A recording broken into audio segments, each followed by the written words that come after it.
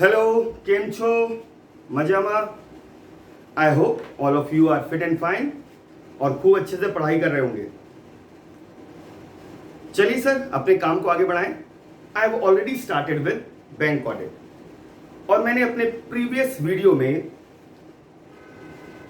Segment 1 शुरू कर दिया था। As I have told you, I have divided bank audit in 3 segments: basics, audit of items of financial statement, balance sheet, audit of items of profit loss account. The first segment is theoretical and last 2 segments involve practicality. So still I am continuing with segment 1. Still I am continuing segment 1. चलिए sir, let us start from there where we left in our previous video. So next is conducting an audit, different stages.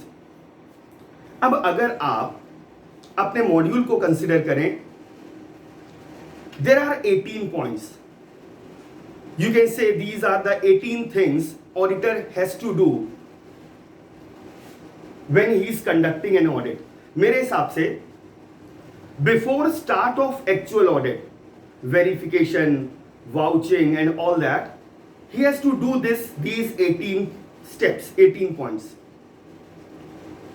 Exam में question आए कि how you will conduct a bank audit, describe, asking such kind of question is remote, possibility is quite remote कि आपसे पूरे 18 points पूछे जाएं जहां आपको 1 to 18 पॉइंट्स लिखने हो, इसकी संभावना नहीं है। तो फिर सर इन 18 पॉइंट्स के अंदर क्या मैटर है, क्या कंटेंट है, वी शुड अंडरस्टैंड दैट। और यही हमारा इस वीडियो का ऑब्जेक्टिव होगा कि जब हम we are starting with the audit, यानी planning, risk assessment, engagement, risk assess करना, when I am doing initial or rather I am performing initial audit procedure, what we have to do, we are going to understand that only. अब ये जो 18 points हैं, ये सारे 18 points 1 by 1 हमें याद रखने हैं। सर इस चक्कर में नहीं फंसेगा। हाँ, उन पॉइंट्स के अंदर क्या लिखा हुआ है वो मेरे लिए जरूरी है, क्योंकि उन 18 पॉइंट्स के अंदर जो कुछ लिखा हुआ है उस पर शॉर्ट नोट्स या ऑब्जेक्टिव टाइप क्वेश्चन बन सकते हैं। ठीक है, I think it is clear कि हमें अननेसेसरी का एफर्ट, अननेसेसरी मेहनत नहीं करनी है। हमें सिर्फ ये समझना है उन 18 पॉइंट्स के अंदर क्या लिखा हुआ है। आइए पहली बात मैं शुरू करूं कंडक्टिंग एन ऑडिट में। Initial consideration, that is the first point. Initial consideration by statutory auditor.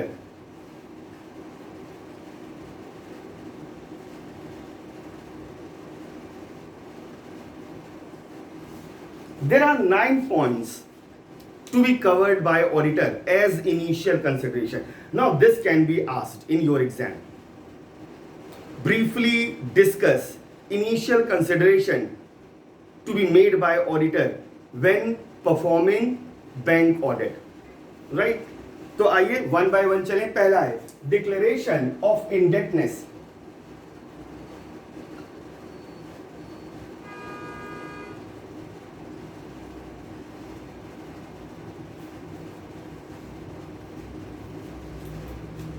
Sir RBI has advised banks to obtain declaration of indebtedness from the statutory auditor before appointing him as statutory auditor. RBI का सीधा कहना है कि declaration of indebtedness to be obtain,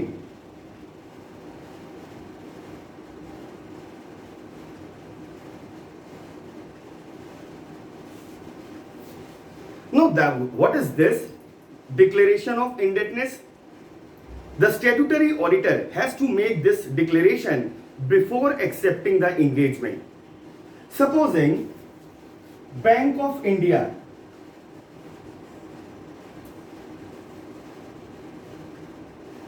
there are lakhs of branches of Bank of India.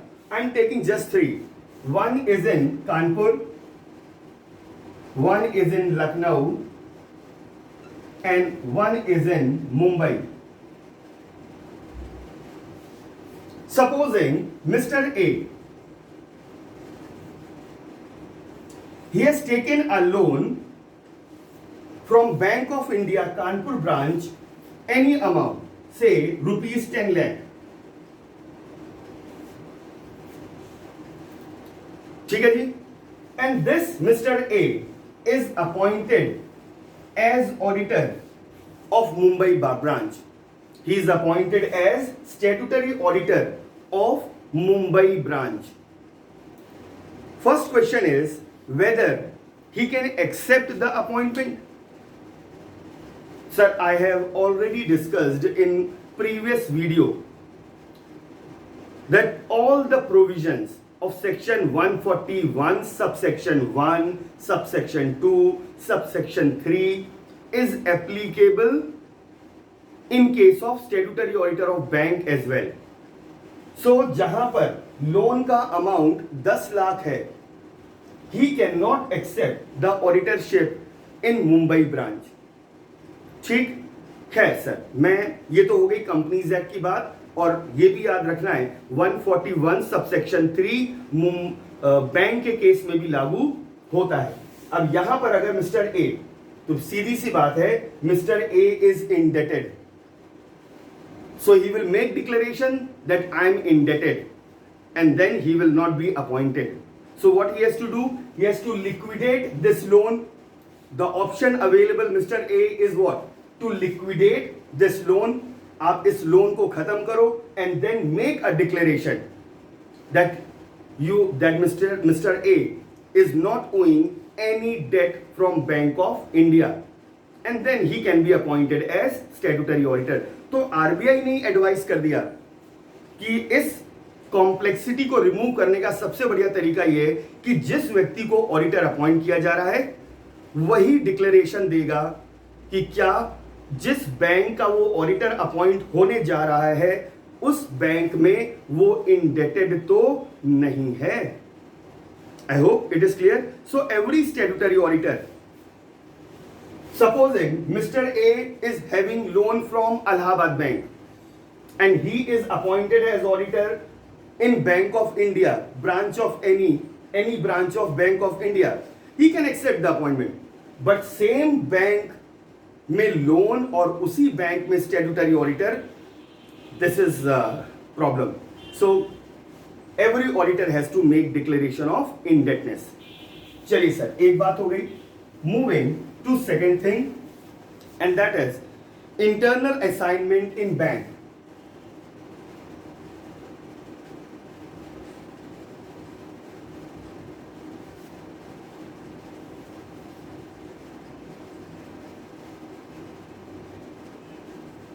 by statutory auditor.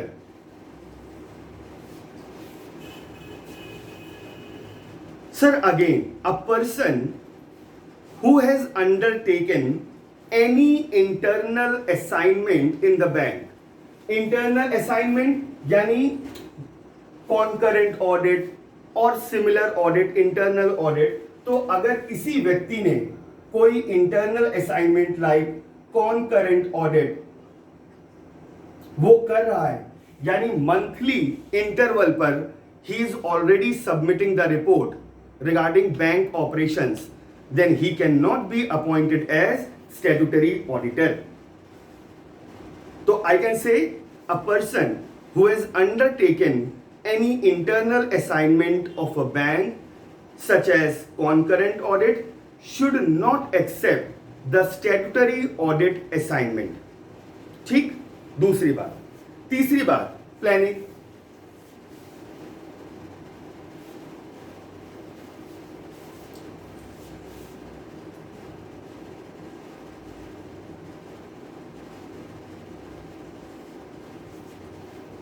Planning means ऐसे 300 planning in audit of financial statements. ऐसे 300 requires auditor to perform following procedures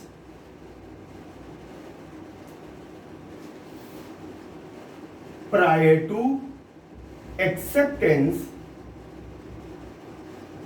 of engagement.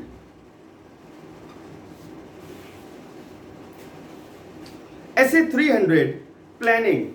This requires auditor to perform these audit procedures. पहला, performing procedures as required by SA 220. Sir याद करिए, SA 220 क्या था? कुछ याद आता है? Quality control in an audit of financial statement. ठीक है सर, तो मैंने बहुत सारी बातें बताई थी. तो ऑडिटर, इस बैंक ऑडिटर को क्या करना है? He has to perform audit procedure as required by SA 220 regarding acceptance and continuation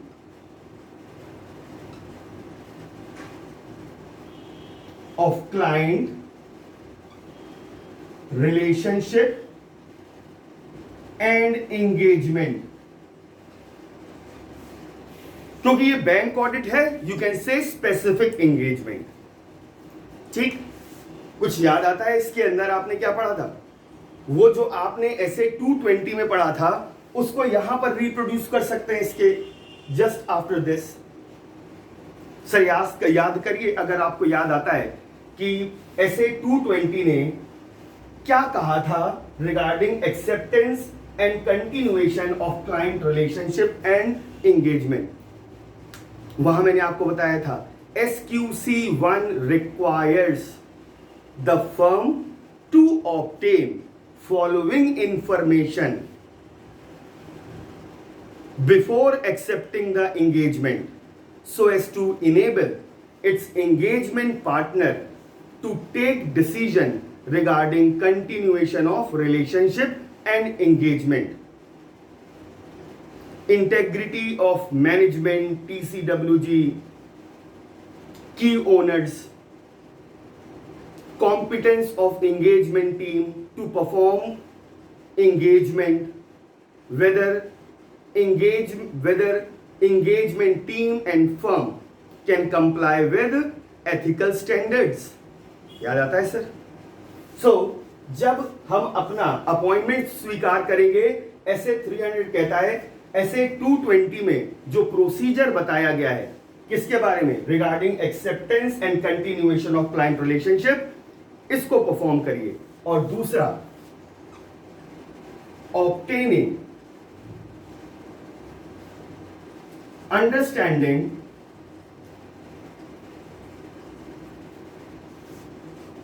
of terms of engagement as required by SA 210. SA 210 क्या था सर? कुछ याद आता है? Agreeing with the terms of engagement. ठीक, सो सेकेंड चीज क्या करनी है? कौन से टर्म्स हैं अपॉइंटमेंट के, एंगेजमेंट के? The auditor shall obtain understanding of that, only then he will start initial audit. ठीक, चलिए साहब, 3 स्टेप्स हम लोगों ने इनिशियल कंसिडरेशन के नाम पे कर लिए. Now come to 4th, communication.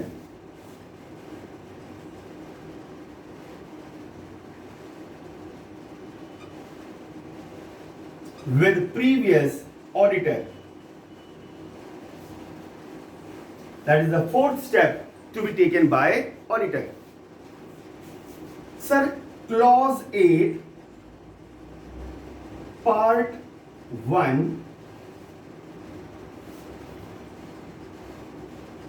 first schedule of Chartered Accountant Act 1949 requires a member in practice to to communicate in writing with previous auditor and should obtain no objection certificate, that whether he has any objection for such appointment. अब sir ये बात कहां लिखी है? ये बात लिखी है clause 8 part 1 first schedule of chartered accountant act 1949. ये जानते हैं सर ये शेड्यूल किस बात के हैं? ये प्रोफेशनल मिसकंडक्ट से रिलेटेड शेड्यूल हैं. यानी इन शेड्यूल में जो कुछ बताया गया है, अगर उसके विपरीत आपने कोई काम किया तो इंस्टीट्यूट आपके अगेंस्ट एक्शन ले सकता है, सर्टिफिकेट ऑफ प्रैक्टिस विड्रॉ कर सकता है. और ये क्लॉज 8 पार्ट 1 शेड्यूल 1 कहता है क्या, जब हम एंगेजमेंट स्वीकार करें उसके पहले जो रिटायरिंग ऑडिटर है या जो प्रीवियस ऑडिटर है उससे इन राइटिंग कम्युनिकेट कर लीजिए और उससे पूछ लीजिए कि अगर आपका अपॉइंटमेंट होता है तो उसको कोई आपत्ति तो नहीं है, whether he has any objection as auditor for your appointment as auditor. ठीक sir? So I have covered 4th step as well. Now moving to 5th, the terms of audit engagement.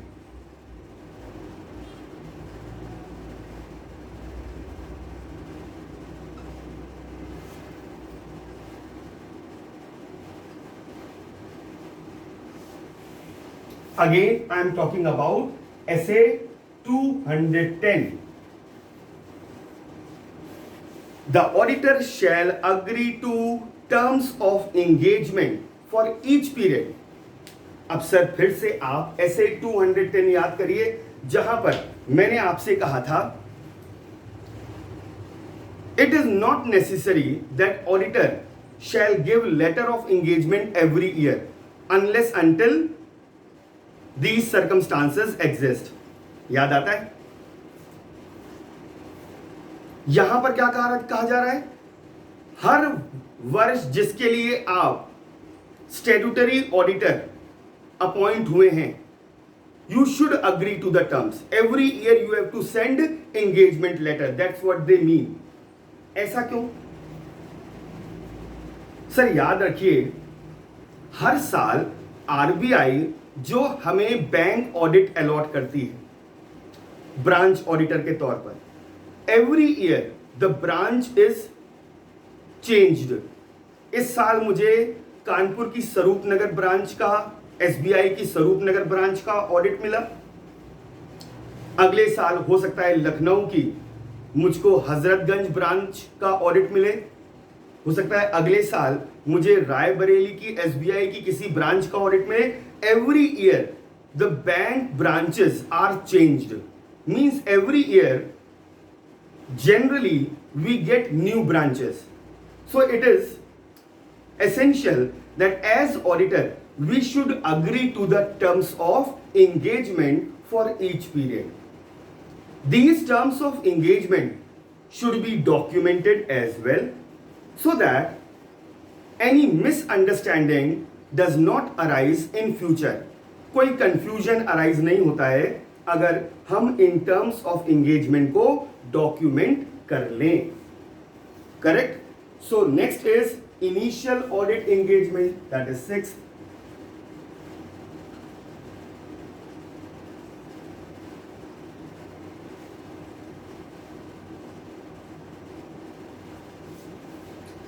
This is SA 510. अब आप देखिए, सिर्फ आपको इस stage में ये बताया जा रहा है कि पहले से पिन पॉइंट करके रख लीजिए कौन कौन से एसेज हैं जो आपको अप्लाई करने हैं. ये ऐसे याद है, initial audit engagement, opening balances, ऐसे 510. क्या कहा गया था? The auditor shall perform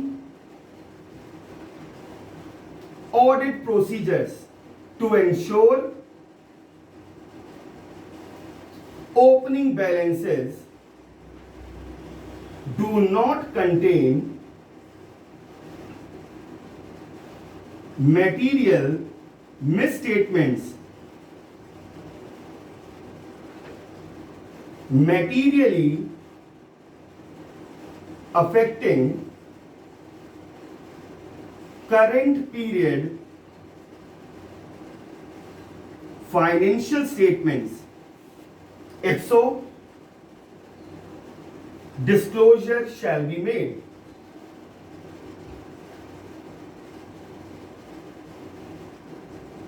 If not, then auditor shall express qualified or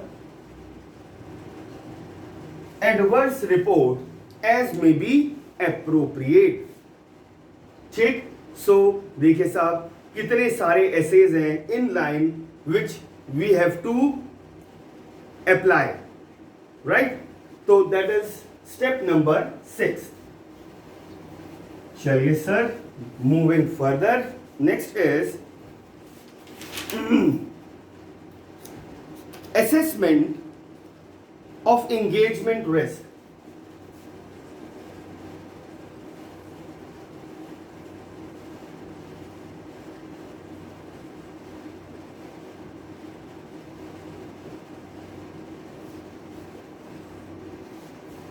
This is 7. Sir ये engagement risk क्या है? This is the overall risk associated with particular audit assignment. ये bank audit की जब मैं बात कर रहा हूं, ये शब्द पहली बार आया है. जनरली जब कहीं रिस्क वर्ड आया तो हमने रिस्क ऑफ मटेरियल मिसस्टेटमेंट ही समझा. जब यहां पर एंगेजमेंट रिस्क आ गया, ये पहली बार आया, नया शब्द है, और इसका मतलब क्या है? ओवरऑल रिस्क, यानी सब कुछ मिला जुला कर रिस्क. मैं कई बार कहता हूं ये रिस्क ऑडिटर के लिए भी है. जैसे एज ऑडिटर मैं कभी किसी ऐसी एंटिटी के साथ एसोसिएट नहीं होना चाहूंगा जिसकी इंटेग्रिटी डाउटफुल हो. मैं किसी ऐसी एंटिटी के साथ एसोसिएट नहीं होना चाहूंगा which is on the verge of liquidation, दिवालिया होने वाली. मैं ऐसी किसी कंपनी के साथ एसोसिएट नहीं होना चाहूंगा जिसकी रेपुटेशन, गुडविल मार्केट में खराब हो, क्योंकि ऐसी फर्म के साथ जुड़कर मेरी भी रेपुटेशन खराब होगी. अब सर देखिए, ये एंगेजमेंट रिस्क ऐसी ही रिस्क है जिसमें मुझे ऐसे किसी भी एंगेजमेंट से बचना चाहिए जिससे मेरी अपनी गुडविल खराब हो जाए. ठीक, सिमिलरली अगर मुझे लगता है कोई ऐसी एंटिटी है जिसकी इंटेग्रिटी डाउट में है और मुझे लगता है financial statements are full of material misstatement, sir जाहिर सी बात है मैं ऐसी एंटिटी का ऑडिट करने से बचना चाहूंगा जब मुझे पता है मिसस्टेटमेंट्स हैं, शायद कुछ ढूंढ पाऊं और बहुत सारे ना ढूंढ पाऊं, then I should desist from accepting the engagement. ये सब कुछ मिलाकर क्या है sir? Overall risk, that is what you call engagement risk. तो कहते हैं auditor shall assess engagement risk which is critical to the audit process, and this should be done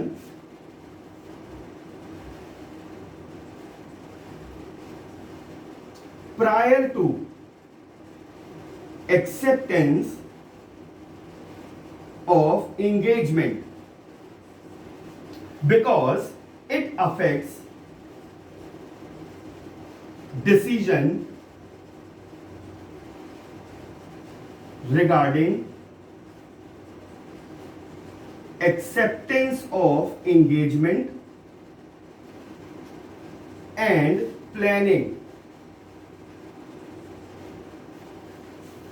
ठीक, so an auditor should assess this overall risk, and this is critical process. It is crucial process. It is a crucial component of audit process.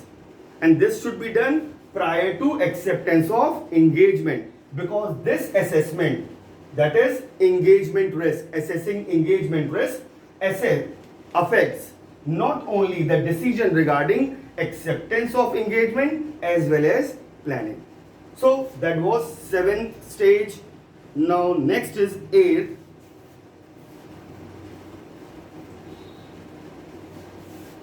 Establish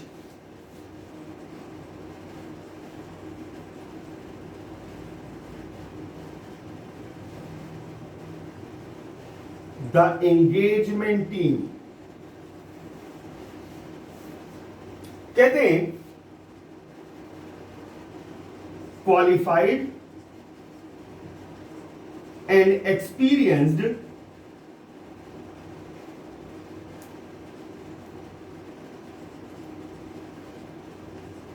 professional team of professionals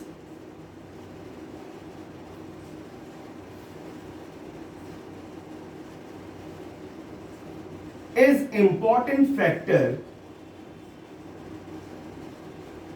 in managing engagement risk. अगर आपकी engagement team that consists of qualified and experienced professional that helps in reducing the engagement risk. The size and composition of team depends upon size, nature and complexity of banking transaction. कितना बड़ा हमारा engagement team हो, कितनी बड़ी engagement team हो, उसमें कितने experienced professional हो, ये इस बात पर निर्भर करेगा कि बैंक की ब्रांच या बैंक कितना बड़ा है, उसके नेचर ऑफ ऑपरेशंस कैसे हैं और ऑपरेशंस की क्या कॉम्प्लेक्सिटी है. So that is 8th point, and 9th is understanding bank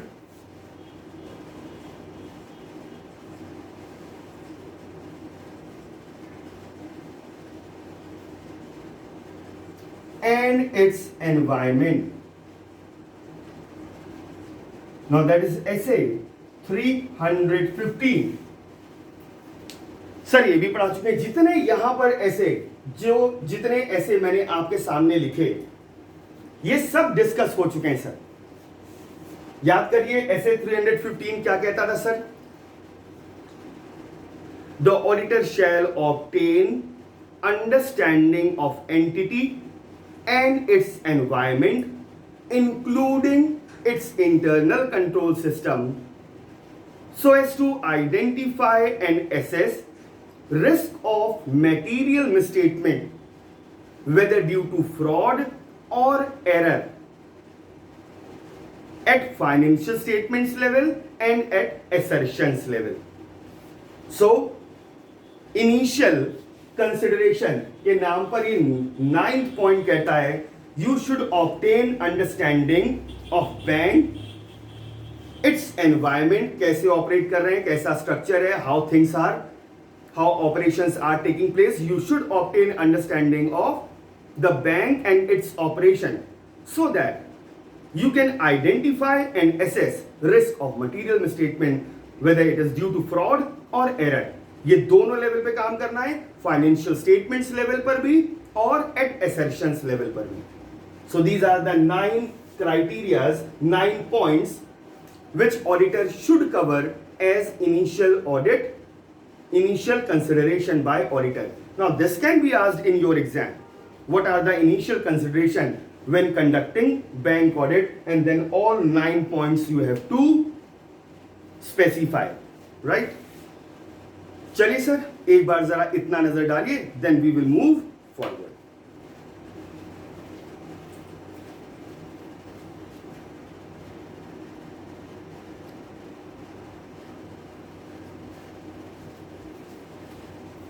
ठीक है सर, आइए सर आगे बढ़ें.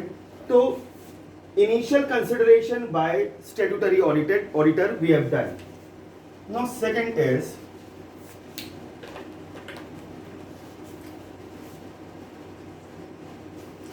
identify and assess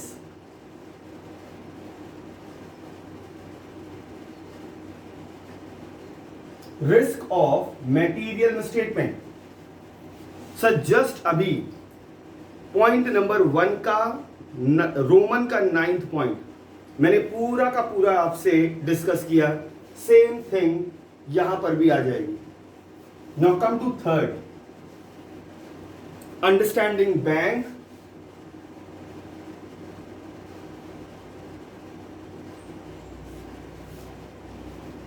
and its environment. Sir ये भी मैंने आपसे डिस्कस किया। No, understanding bank and its environment enable the auditor, यानी अगर ऑडिटर बैंक को समझता है, उसके एनवायरमेंट को समझता है, उसकी समझ लेता है, तो उसको क्या फायदा होगा? He can assess, he can identify and assess risk of material misstatement, and further he can develop audit plan and address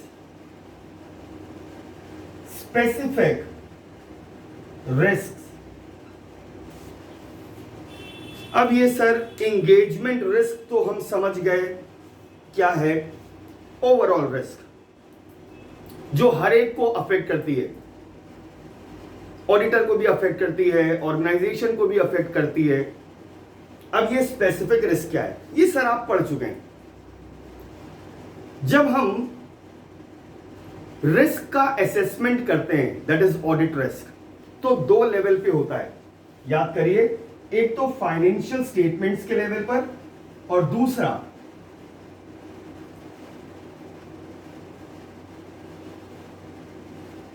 assertions के लेवल पर। यहां पर याद करिए, जब हम ऑडिट रिस्क का असेसमेंट कर रहे थे एट फाइनेंशियल स्टेटमेंट्स लेवल, मैंने आपसे क्या कहा था? Risk at this level refers to risk that pervasively relate to the financial statements as a whole and potentially affect many assertion।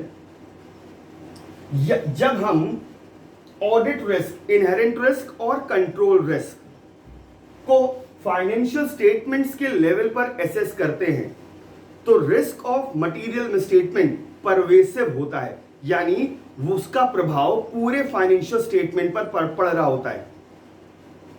जैसे मैंने एग्जांपल दिया था, आपको एक सूचना मिली that internal control is overridden by the auditor और management is incompetent, तो अब आप कह सकते हैं साहब 1 या 2 या 3 नहीं, कई असर्शंस में मिसस्टेटमेंट हुआ होगा। यानी जब फाइनेंशियल स्टेटमेंट्स के लेवल पर जो रिस्क होती है वो परवेसिव होती है, और इसके ऊपर मैंने काफी प्रोलॉन्ग्ड डिस्कशन आपके साथ किया था when I was taking up audit risk.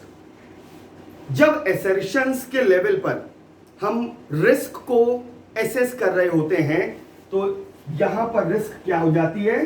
Specific, यानी पर्टिकुलर असर्शन मिसस्टेटेड ना हो, हम ये इंश्योर कर रहे होते। ये एक्सप्लेनेशन मैंने आपको यहां पर इसलिए दिया है कि यहां पर आते आते मॉड्यूल में कई जगह बड़ा कंफ्यूजिंग सा लिखा हुआ है। सर आप इन बातों को नहीं भूलिएगा कि जब हम परवेसिव रिस्क की बात करते हैं, मतलब risk at financial statements level, जहां पर रिस्क परवेसिव है, इंटरनल कंट्रोल ओवरराइड हो गया है, मैनेजमेंट इनकॉम्पिटेंट है, और पूरे फाइनेंशियल स्टेटमेंट्स में कई मिसस्टेटमेंट्स हो सकती हैं। और जब हम असर्शंस के लेवल पर पर्टिकुलर मिसस्टेटमेंट को एड्रेस कर रहे होते हैं, दैट इज स्पेसिफिक रिस्क। ठीक, तो जब हम मुद्दे की बात पे आ जाऊं, जब हम बैंक और उसके एनवायरनमेंट की अंडरस्टैंडिंग ले लेते हैं, it helps us in identifying and assessing risk of material misstatement and also help us in developing audit plan and address specific risk. Now next is understanding the bank's accounting process.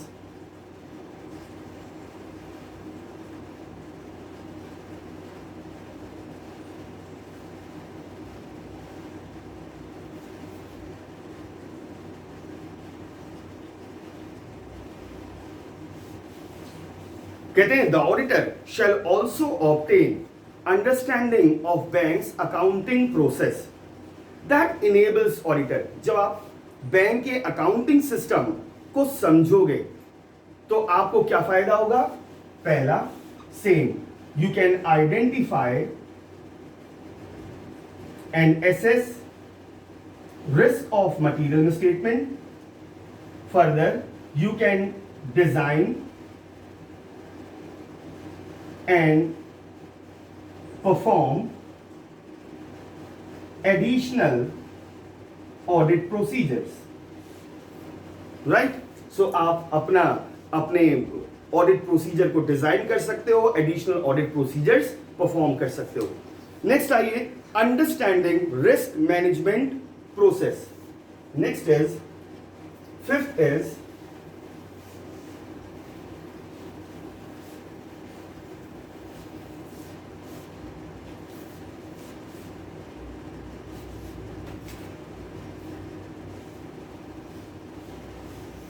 understanding risk management process. That is fifth.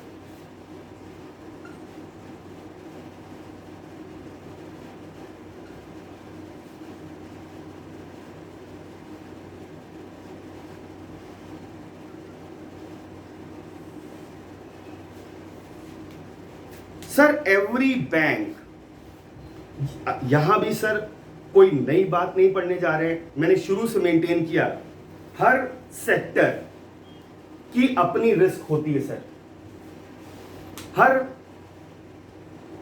Particular trade, particular industry की अपनी risk होती है, bank की भी अपनी बहुत सारी risk होती है।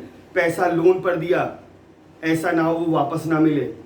अब आजकल तो बैंकिंग सिस्टम को लोग बिल्कुल पेनिट्रेट कर देते हैं और number of frauds take place every day. आप पेपर्स में भी पढ़ते होंगे, न्यूज़पेपर में भी आता है अक्सर, कहीं कितने लाख का फ्रॉड हो गया, कहीं कितने लाख का फ्रॉड हो गया, सब कुछ हो रहा है। So bank has its own risk. तो अगला फिफ्थ स्टेप है understanding risk management process. As every bank has its own risk, they should have a risk management process. कहते हैं effective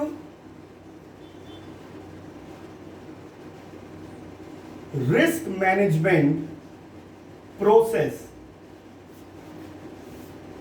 requires following.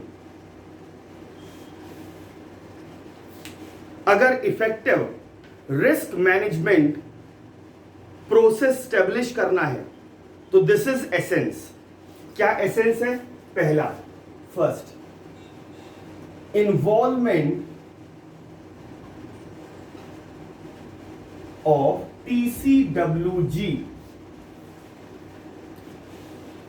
कहते हैं TCWG should approve written risk management policies.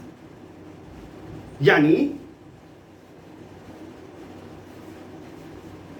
Bank की risk को manage करने के लिए जो भी पॉलिसीज बनाई जा रही हैं उसमें TCWG का डायरेक्ट इन्वॉल्वमेंट होना चाहिए। सो TCWG should approve risk management policies and which should be consistent with business objectives, business strategies, capital strength and regulatory requirements. So point सिर्फ यही इशारा करता है कि TCWG का involvement is essence.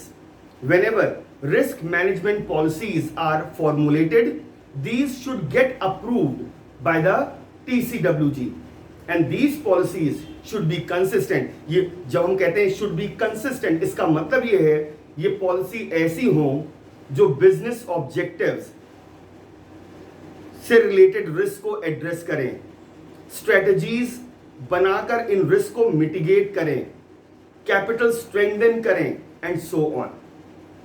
राइट? दूसरी बात,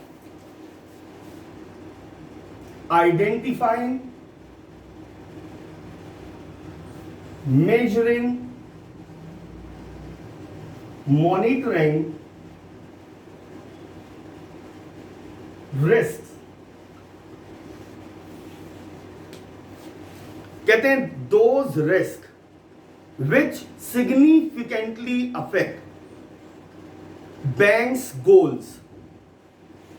कई तरह की रिस्क हैं, वो रिस्क जो बैंक के गोल्स को सिग्निफिकेंटली अफेक्ट करती हैं, उन रिस्क को आइडेंटिफाई करिए, मेजर करिए एंड मॉनिटर करिए against pre approved criteria and limits, right? You can say benchmark.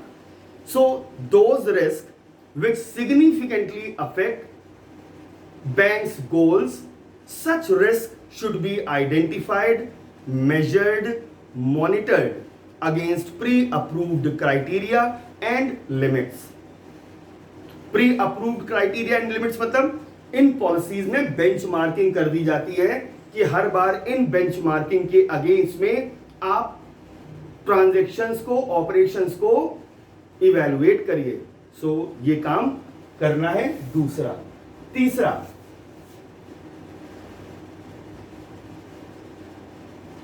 Control activities.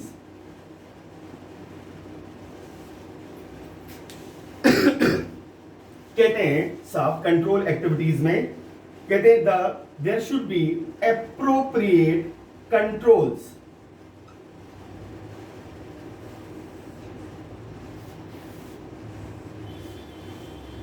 to mitigate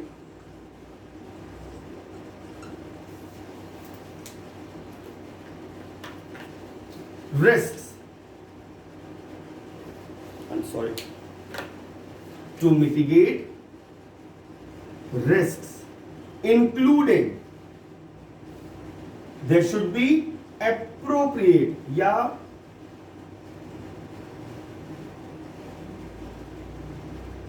मैं कह सकता हूं appropriate segregation of duties. There should be appropriate control for physical security. There should be appropriate control to verify and approve transactions. There should be appropriate control for reporting and approving exceptions. ये तीसरी requirement है risk management process की। There should be control to mitigate risk. ये जो particular risk है, अब मैं ऐसे कह सकता हूं, अगर बैंक की रिस्क है तो मैं कहूंगा एंगेजमेंट रिस्क है, स्पेसिफिक रिस्क है और परवेसिव रिस्क है। ठीक, बिजनेस रिस्क तो है ही है, क्योंकि बिजनेस रिस्क से ही इनहेरेंट रिस्क जन्म लेती है। सही बात है ना सर? आइए सर, तो थर्ड इज कंट्रोल एक्टिविटीज। ये तीसरा सेगमेंट है रिस्क मैनेजमेंट प्रोसेस का, तीसरा कंपोनेंट है। There should be appropriate control to mitigate risk, including appropriate segregation of duties should be there. Assets should be safeguarded from unauthorized access. Every transaction should be duly verified, approved, and if exceptional transactions take place, it should be reported as well as approved. पहले approve होंगे फिर report होंगे। ठीक? So that is all about control activities. Third, now fourth is monitoring activities.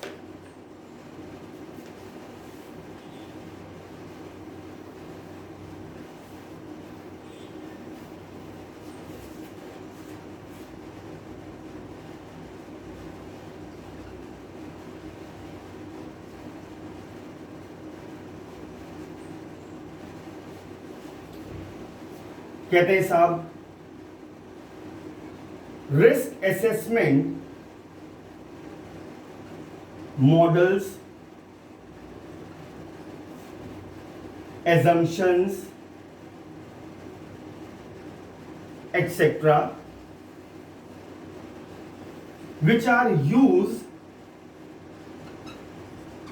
to measure and mitigate risk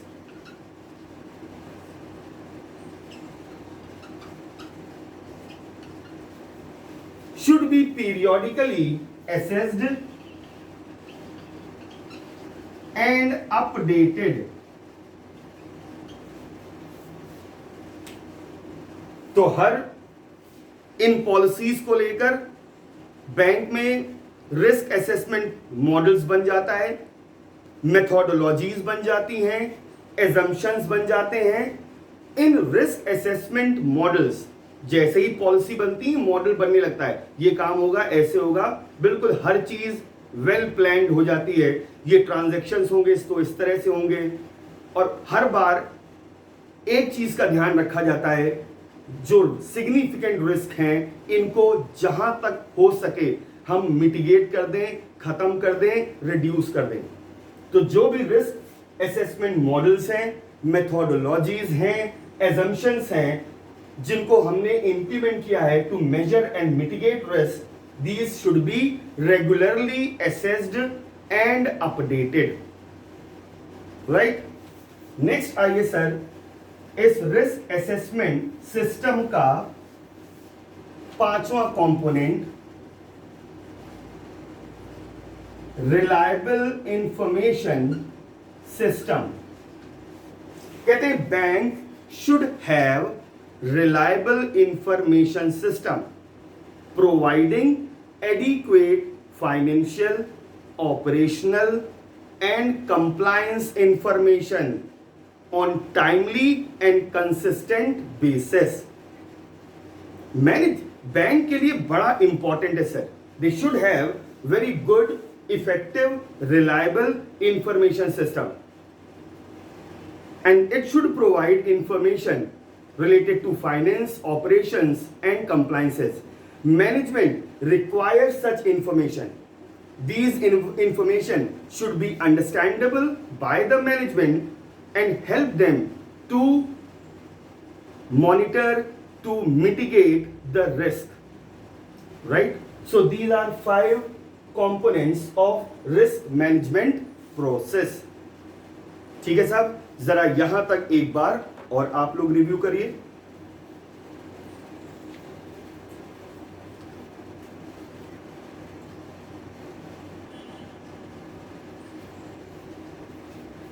right.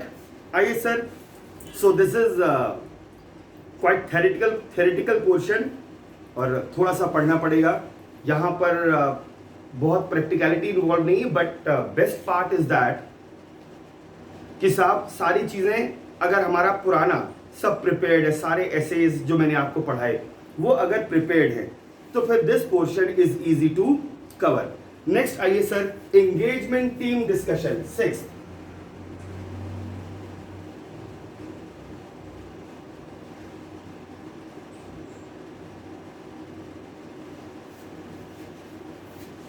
Sir here 3 things I want to convey.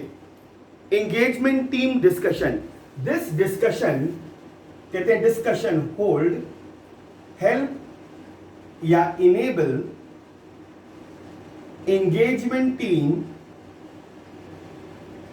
to understand bank and its environment. ये जो engagement team, अब ये engagement team क्या है?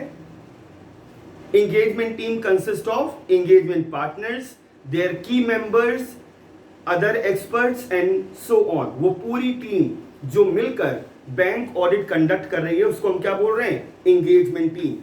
Discussion between them enable them to understand the bank and its environment. ये पहली बात.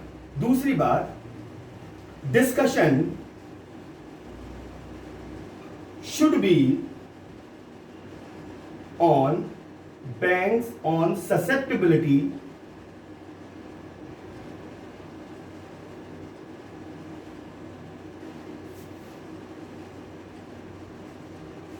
of financial statements misstatements. This discussion should be based on susceptibility of financial statements to misstatement. कितनी संभावना है कि बैंक के फाइनेंशियल स्टेटमेंट ससेप्टेबल हैं to misstatement, इस बात पर जरा ज्यादा चर्चा हो कि कहां पर क्यों हमें ऐसा लग रहा है कि in this area there is some problem, सारी गड़बड़ियां यहां पर मिलेंगी, right? And this discussion should be documented for future reference. जो भी डिस्कशन हो रहा है it should be well documented for future reference. Next is discussion. अब ये जो डिस्कशन हो रहा है, ये डिस्कशन क्या है?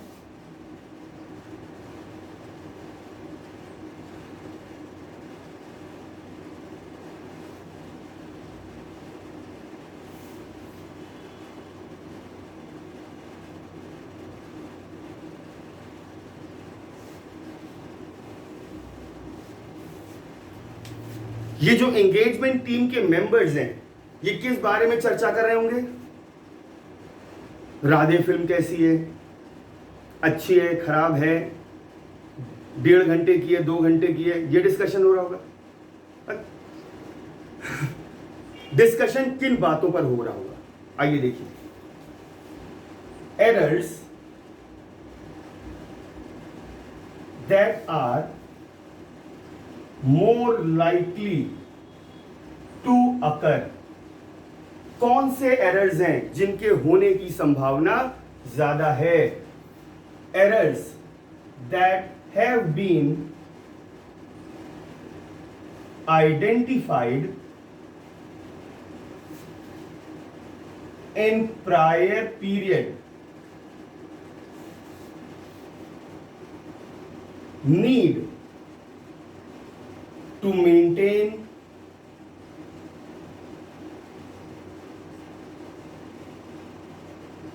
professional skepticism throughout the audit. Circumstances which indicate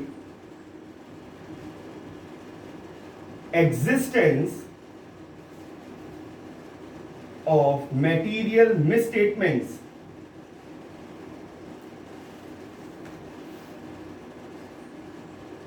audit responses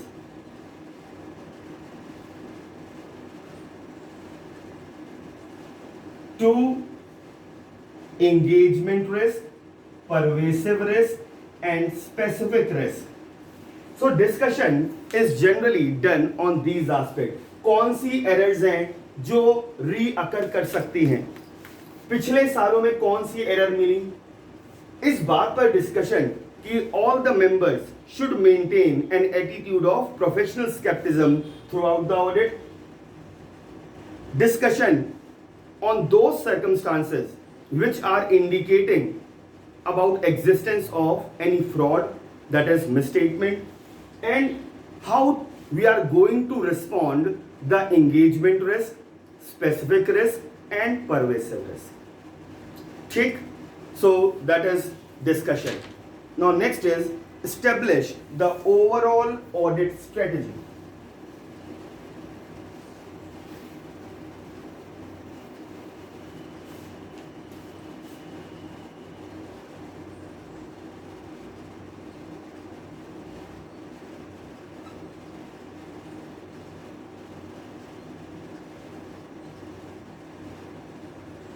That is the 7th point.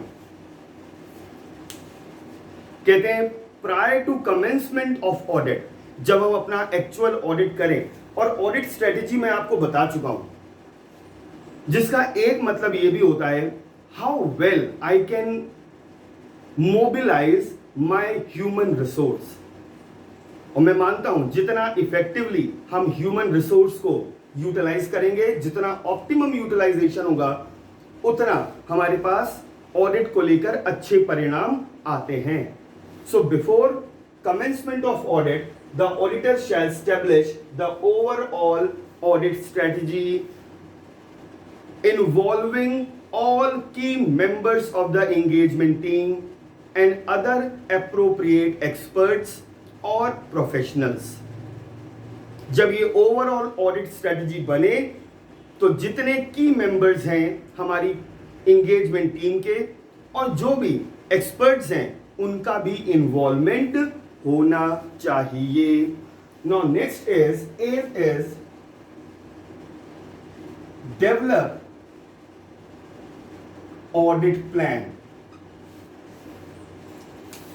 Again, I will say the same thing. The engagement partner shall develop the audit plan, making sure the involvement of all the key members of engagement team. क्योंकि engagement team के जो key members हैं, जो key areas में audit कर रहे हैं, करने वाले हैं, उन सबको शामिल करिए और अपने ऑडिट प्लान को डेवलप करिए. Next is audit planning memorandum.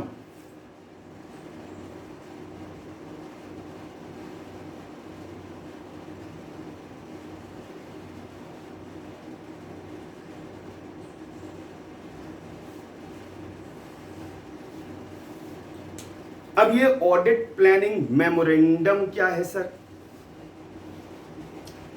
कहते हैं auditor shall summarise his audit plan by preparing APM audit planning memorandum. तो as auditor we need to summarise our audit plan and that is called audit planning memorandum. ये क्यों summarisation कर रहे हैं? To describe the expected scope of audit and extent of audit procedures to be performed by auditor. हमने एक summary बना ली. किस बात की? जो हम एंगेजमेंट परफॉर्म करने जा रहे हैं उसका एक्सपेक्टेड स्कोप क्या है and to what extent we are going to perform our audit procedure. Second, और क्या करना है इस एपीएम में? highlight significant issues, risks identified during planning, risk assessment activities, and decision regarding reliance on internal control. इस APM में दूसरी बात क्या हम लोग को बतानी है? बहुत क्लियरली हमें कौन से सिग्निफिकेंट इश्यूज प्लानिंग के दौरान मिले, ठीक, कौन सी प्लानिंग के दौरान हमें रिस्क दिखाई दी, risk of material misstatement, risk assessment activities क्या ऑर्गेनाइजेशन बैंक में हो रही हैं इसकी समरी, और हमने इंटरनल कंट्रोल को लेकर क्या निर्णय किया, कितना हम भरोसा इंटरनल कंट्रोल में कर सकते हैं. और तीसरा, third, very very important, this APM serve as audit evidence, audit evidence नहीं, as evidence that audit engagement was well planned. अगर कभी भविष्य में ऑडिटर के अगेंस्ट में नेग्लिजेंस का केस आता है तो this is very very important weapon which will save him from the charge of negligence. Otherwise he may be hold up for negligence. So जब हम ये समरी बना लेते हैं, it serves as a evidence that the audit work was well planned, right? So that was all audit planning memorandum. अब this portion is very important जो मैंने आपका, this is 9th point I have covered. अब आपसे exam में पूछ सकते हैं in the context of bank audit, what do you mean by audit planning memorandum. आपसे पूछ सकते हैं what are the different components of risk assessment system. आपसे पूछ सकते हैं रिस्क मैनेजमेंट सिस्टम जो अभी आपने जस्ट पहले पढ़ा था, ठीक? तो पूरे 18 पॉइंट्स नहीं पूछेंगे पर इनके अंदर जानना बहुत जरूरी है कि क्या लिखा है. Now 10th point is determine audit materiality.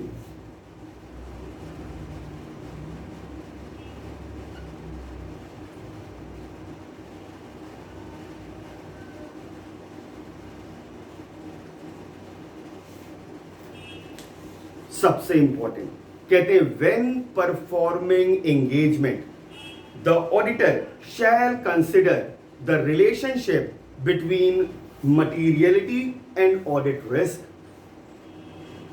Determination of audit materiality is a matter of professional judgment.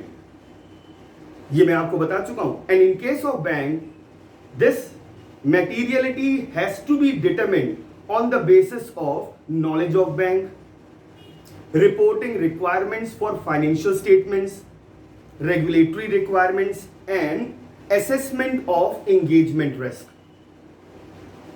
जो आपने इनिशियली एंगेजमेंट रिस्क को एसेस किया उसको ध्यान में रखकर, what is required to be given in financial statement उसको ध्यान में रखकर, and my understanding of bank उसको ध्यान में रखकर हम ऑडिट मटेरियलिटी को डिटरमिन करेंगे.